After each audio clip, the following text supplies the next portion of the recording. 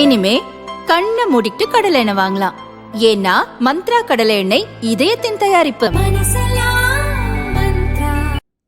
பாஜக மாநில தலைவர் அண்ணாமலை 2021 சட்டசபை தேர்தலில் அரவக்குறிச்சி தொகுதியில் போட்டியிட்டு திமுகவின் செந்தில் பாலாஜியிடம் தோற்றார்.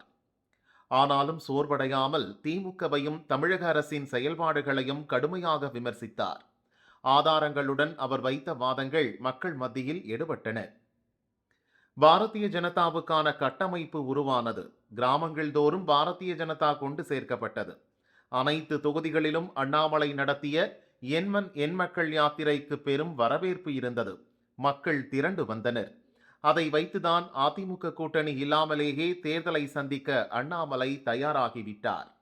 இந்த முறை பாஜக எப்படியும் 2 இலக்க சதவீத ஓட்டுகள் பெறும் என்ற நம்பிக்கையில் உள்ளார்.